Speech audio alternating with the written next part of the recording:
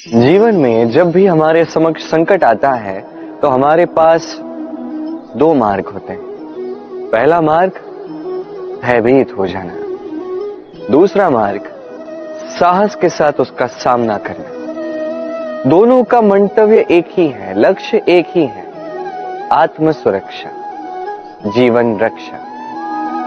किंतु भय को दुर्बल माना जाता है और साहस को आपका बल माना जाता है। कारण यह है कि भय ये केवल एक प्रतिक्रिया है, वही साहस ये एक निश्चय, एक प्रतिबद्धता है। और साहस के साथ यदि संकट का सामना आप करोगे तो हो सकता है उस संकट का सदा सदा के लिए आप दमन कर दो। क्योंकि संकट जब आता है सर्वप्रथम हमारा द्वंद्व होता है यहां मन। उस संकट का सामना हम यहां करते हैं। यदि इस हृदय को, इस मन को साहसी आप बना दो तो इसमें कभी भय नहीं आएगा और उस संकट का सामना करना सरल होगा, विजय प्राप्त करना सरल होगा। इसलिए निश्चित रूप से साहस अधिक श्रेष्ठ है। जीवन में जब भी कोई संकट आए तो साहस के साथ उसका सामना कीजिए और मेरे साथ प्रेम से कहिए राधे राधे। एक गैया और एक बछड़े में कैसा संबंध होता है। एक गैया अपने बछड़े को पुकार लगाती है और बछड़ा सहस्त्र गैयाओं में से अपनी माता का स्वर पहचान लेता है और अपनी माता से आके लिपट जाता है। अब कुछ ऐसा ही संबंध है आपके कर्मों का और आपके कर्म फल का भी। आप जो कर्म करेंगे, आपके कर्म आपके कर्म फल को पुकार लगाएंगे और आपका कर्म फल कहीं ना कहीं से आपको ढूंढते ढूंढते आके आपसे लिपट जाएगा। तो उचित तो यही होगा कि आप सत्कर्म करें, क्योंकि एक बार भले ही ईश्वर आपको आपकी भूल के लिए क्षमा कर दे, आपके कर्म नहीं करेंगे।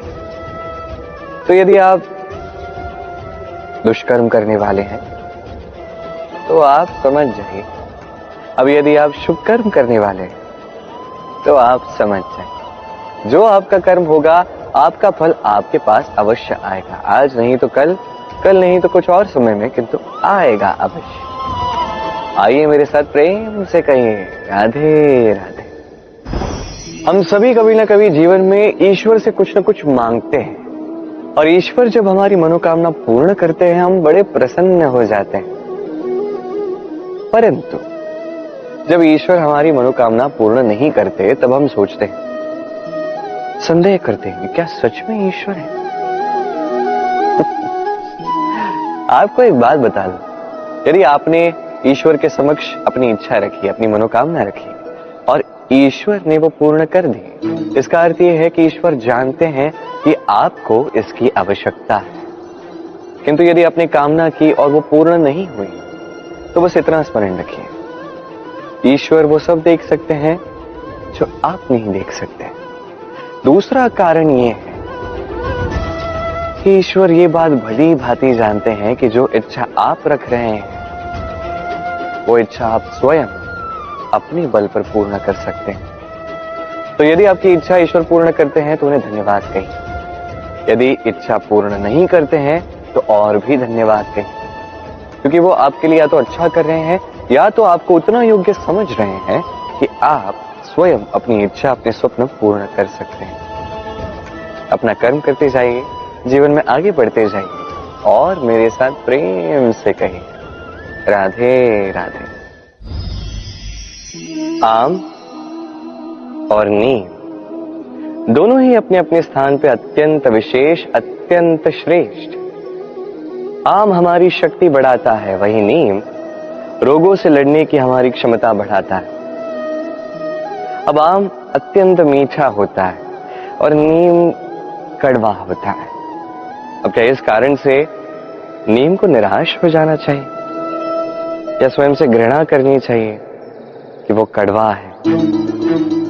कदापि नहीं।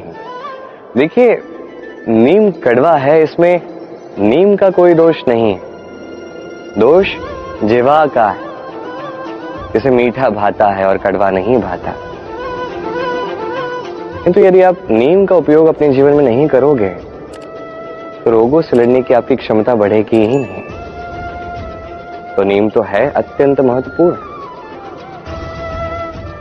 इससे आपको क्या सीख मिलेगी? यही कि कभी भी जीवन में किसी और के मापदंडों पे स्वयं को मत परखिए।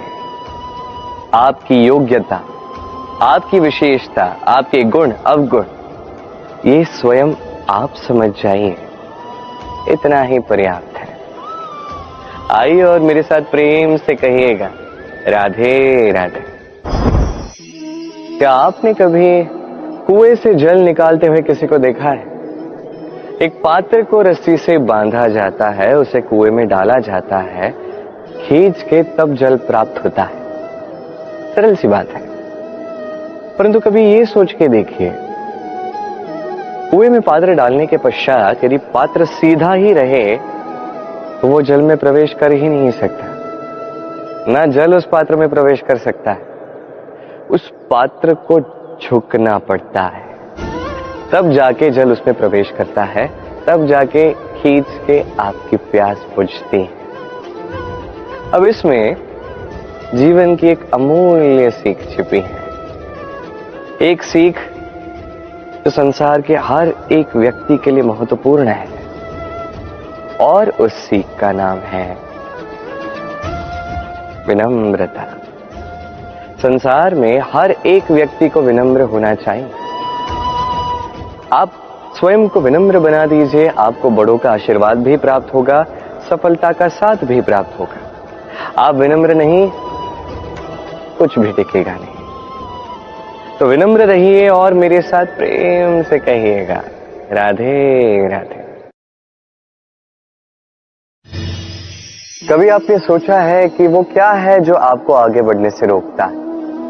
जैसे कि आप मार्ग से चल रहे हैं, पांव में मोच आपको आगे बढ़ने से रोकती, वैसे ही जीवन में छोटी सोच आपको आगे बढ़ने से रोकती। देखिए, यदि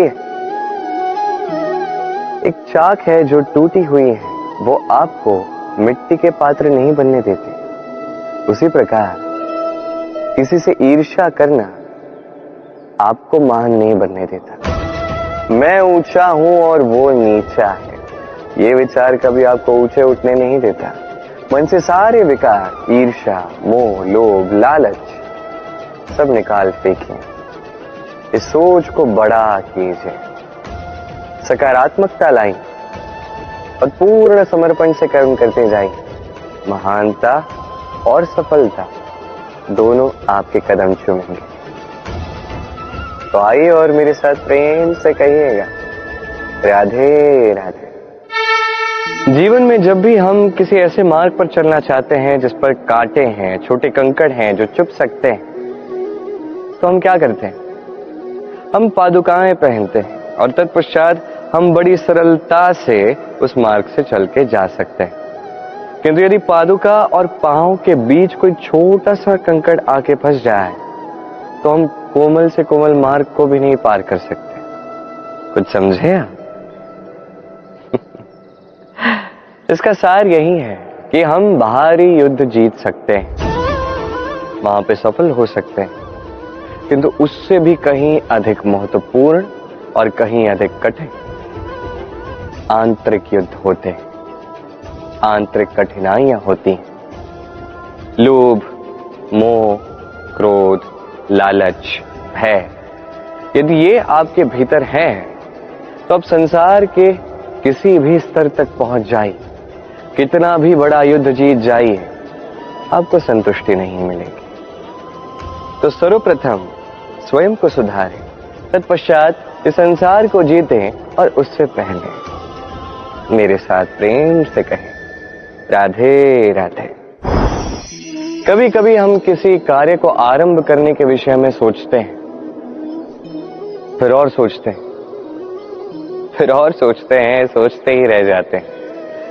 देखिए, ये अनुचित नहीं कि हम किसी कार्य को आरंभ करने से पूर्व उसके विषय में सोच विचार करें, उसे समझें, ठीक है, किंतु सारा समय इसी में व्यर्थ करना उचित नहीं है। यदि आपने अधिक समय लगा दिया तो समय आपसे रुष्ट अवश्य होगा, और क्यों ना हो, आप समय को नष्ट कर रहे हैं, ये उचित नहीं। देखिए, निश्चित रूप से सोच विचार कीजिए, आकलन कीजिए, पूर्ण रूप से कीजिए, किंतु ये भी स्मरण रहे कि उस उचित समय में आपको कर्म आरंभ करना है। सोचते ही रहोगे तो कर्म आरंभ नहीं कर पाओगे। और ये समय अत्यंत बलवान है। इसका सम्मान करोगे तो ये आपका साथ देगा, नहीं करोगे नहीं देगा। आइए इस समय का सम्मान करें और मेरे साथ प्रेम से कहें, राधे राधे। कई बार ऐसा होता है कि हमारे अच्छी मंशा पर, अच्छे विचारों पर, अच्छे कर्मों पर लोग संदेह करते हैं, प्रश्न उठाते हैं, प्रमाण मांगते हैं, शुद्धता की परीक्षा देने को कहते हैं। और तब निश्चित रूप से दुख होता है। हम सोचते हैं कि यही जीवन है। इतना अच्छा सोच के भी, शुभ कर्म करके भी लोग हम पे ही संदेह करते हैं। दुख तो होता है, किंतु दुखी होने की आवश्यकता नहीं। क्यों नहीं है? क्योंकि यदि कोई आप पर संदेह करता है तो उन्हें करने दे।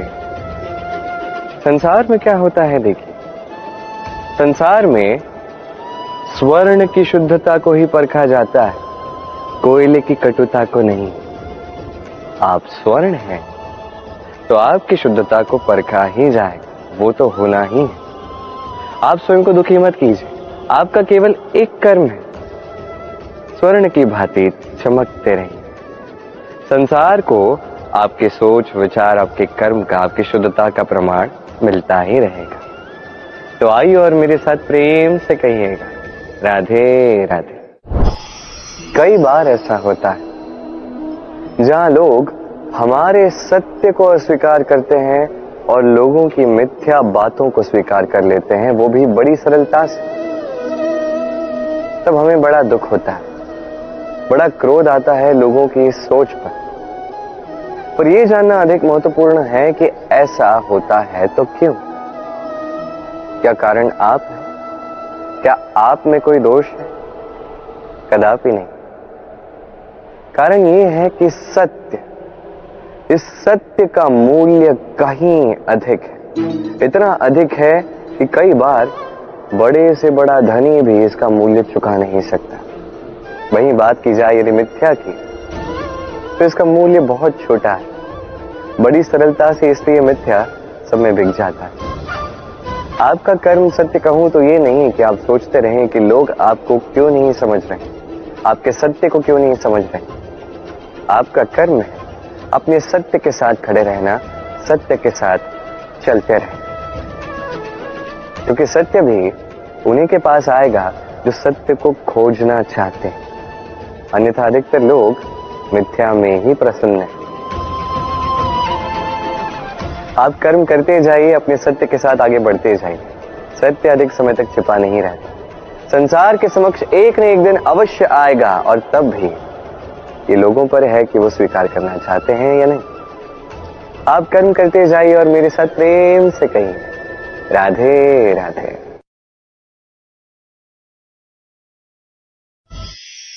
संकट, समस्याएं, कठिनाइयां, ये तो हर एक के जीवन में आते हैं। अधिकतर बार ऐसा होता है कि मनुष्य के जीवन में जब कोई संकट आता है तो वो वहीं भयभीत हो जाता है, चिंतित हो जाता है, निराश हो जाता है। किंतु यदि मैं आपको सत्य बताऊं तो हमारे व्यक्तित्व के विकास के लिए, हमें लक्ष्य तक पहुंचाने के लिए ये संकट, ये समस्याएं, ये अत्यंत महत्वपूर्ण है। और इसका उदाहरण मैं नहीं अपितु प्रकृति स्वयं देगी। अब स्वयं कभी धरती माता को देख लीजिए। धरती माता सूर्य का ताप सहती है, क्यों? ताकि धरती पर जो जल है वो वाष्प बनकर ऊपर जाए, मेघ बने और धरती पर पुनः एक बार वर्षा करे, नया जीवन दान दे। वही बात कीजिए पतझड़ की, तो वृक्ष को देखिए। पतझड़ की इस ऋतु में सारे पत्ते झड़ जाते हैं, तत्पश्चात उस वृक्ष पे होता है नवनिर्माण, नए पत्ते आते हैं, वो वृक्ष पुनः खिल उठता है, लहला उठता। ऐसी आपके जीवन में संकट, कठिनाइयां, समस्याएं ये तो आते ही रहेंगे। आपको इससे भयभीत नहीं होना है, पीछे नहीं हटना है, निराश नहीं होना है, अपितु डट कर साहस के साथ उसका सामना करना है। ये करना आप सीख जाएंगे तो आप स्वयं देखेंगे कि यही संकट, यही समस्याएं, यही कठिनाइयां आपको बल प्रदान करें। आइए और मेरे साथ प्रेम से कहिए, राधे राधे। जब हम जीवन में अपने लक्ष्य की ओर अग्रसर होते हैं तो कई सारे लोग हमें सलाह देते हैं कि आप ये कीजिए, आपको वो करना चाहिए, आपको उस आदर्श व्यक्ति की भांति उस मार्ग पे चलना चाहिए। हमें अच्छा लगता है, हम उसका अनुसरण करने लगते हैं, क्योंकि उस मार्ग पे 1 अथवा 10 लोग चल के अपने लक्ष्य को प्राप्त कर चुके हैं। अब उन लोगों को उस मार्ग पे चल के लक्ष्य की प्राप्ति हुई, क्या इसका अर्थ यह भी है कि हमें भी अवश्य होगी? आवश्यक नहीं। मैं आपसे सरल सा प्रश्न पूछता, क्या वो आदर्श व्यक्ति आप हैं? नहीं, वो व्यक्ति कोई और है, जिसकी अपनी सोच है, अपनी विचारधारा है, अपने कर्म है, अपने अनुभव है, अपने गुण, अपने अवगुण है, उनकी अपनी एक यात्रा है, अपना लक्ष्य है। वो आप नहीं। बात की जाए यदि आपकी, तो आपके विषय में सबसे अधिक कौन जानता है? आपकी यात्रा, आपके लक्ष्य के विषय में, आपकी सोच, आपकी विचारधारा, आपके कर्म के विषय में, आपकी कामना के विषय में, आपके अनुभवों के विषय में, इन सब के विषय में सबसे अधिक यदि कोई जानता है तो वो है स्वयं आप। तो अपने जीवन में किस मार्ग को चुनना है और कैसे आगे बढ़ना है, ये चयन भी श्रेष्ठ होगा यदि आप ही के हाथ में हो। आप अपने जीवन का आकलन कीजिए, समझिए और अपने लक्ष्य को जाकर प्राप्त कर लीजिए। कुछ इस प्रकार उदाहरण इस संसार के समक्ष प्रस्तुत कीजिए कि भीड़ आपके मार्ग पर चलने के लिए आतुर हो जाए। आइए और मेरे साथ प्रेम से कहिएगा, राधे राधे। कभी जब भवंडर आता है, आंधी तूफान आता है, तब देखिए ये कितना बड़ा स्वर करता है, कितना बड़ा नाद करता है, विध्वंस मचा देता है। जब बाढ़ आती है तब कितना बड़ा स्वर करती है, कितना बड़ा नाद करती है, किनारों को तोड़ के रख देती है। वहीं किसी वृक्ष को देखिए, शांति से खड़ा रहता है, मौन, और अपना कर्म करता है, छाया देता है, फल देता है, कोई बड़ा स्वर नहीं, कोई नाद नहीं। नदी की बात की जाए तो नदी जो बहती है, खेतों को सींचती है, वनस्पतियों को प्राण देती है, हमें पीने के लिए जल देती है, इतना महान कार्य करती है, कोई बड़ा स्वर नहीं, कोई बड़ा नाद नहीं। ये सीख है, इस संसार में जो भी महान कार्य करते हैं, मौन होकर अपना कर्म करते जाते हैं, क्योंकि उन्हें पता है महत्व स्वर का नहीं, कर्म का। और जो रुद्र का साथ देते हैं, नाद करते हैं, वो केवल विध्वंस मचाते हैं। आप मौन रहकर कर्म करते करते महान बनना चाहते हैं, या रुद्र का साथ देकर केवल विध्वंस मचाना चाहते हैं? निर्णय आपका है। आइए और मेरे साथ प्रेम से कहिएगा, राधे राधे। आप जीवन में क्या बनेंगे, ये आपके परिश्रम, आपके निरंतर प्रयास और आपकी चुनी हुई दिशा पर ही निर्भर नहीं करता। ये निर्भर करता है आपकी संगति पे भी। ये संगति जो अत्यंत महत्वपूर्ण होती है। प्रकृति भी हमें यही सिखाती है, एक उदाहरण द्वारा। यदि ये मैं आपको बताऊं तो किसी हवा के झोंके को देखिए। एक हवा का झोंका जब किसी पुष्प को स्पर्श कर जाता है तो वो भी सुगंधित हो जाता है। यही हवा का झोंका जब किसी नाली के ऊपर से बहता है तो वो भी सुरभिहीन हो जाता है। ये संगति ही है जो मनुष्य को कहां से कहां पहुंचा सकती है, आपको पता भी नहीं चलेगा। ये संगति का प्रभाव ही है जहां चने के साथ घुन भी पिस जाता है।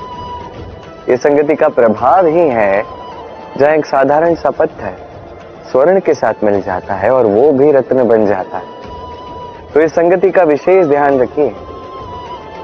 अब किससे मिलते हैं, क्या बात करते हैं, क्या सीखते हैं, उनका आपकी ऊर्जा पर क्या प्रभाव पड़ता है, सब देखिए और मेरे साथ प्रेम से कहिएगा, राधे राधे।